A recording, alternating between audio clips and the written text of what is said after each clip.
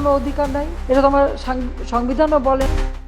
শেখ হাসিনা এখন আর কেবল বাংলাদেশের রাজনীতির বিতর্কিত চরিত্র নন, তিনি আন্তর্জাতিক অপরাধের এক চূড়ান্ত প্রতীক।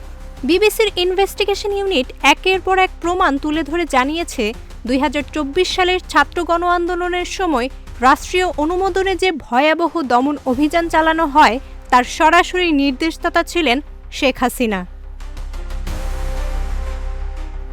আর বিবিসির সেই তদন্তে উঠে এসেছে অডিও প্রমাণ, ভিডিও ফুটেজ ও ফরেনসিক বিশ্লেষণ, যা বিশ্বের কাছে আর কোনো সন্দেহের জায়গা রাখেনি। এই অবস্থায় এবার ভারতের দিকে আঙুল তুলেছে বাংলাদেশের প্রধান উপদেষ্টার প্রেস সচিব শফিকুল আলম।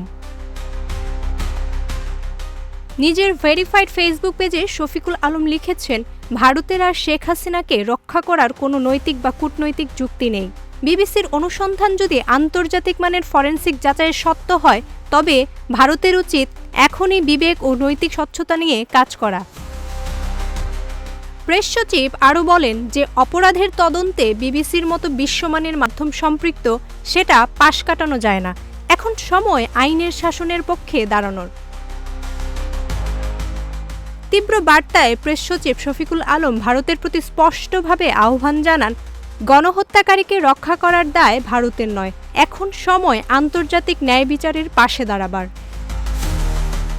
এবার নজর থাকবে ভারতের অবস্থানের দিকে।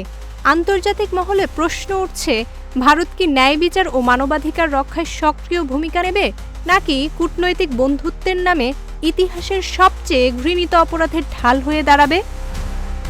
জান্নাতুল মওয়ার পিতা, প্রজন্ম ২৪।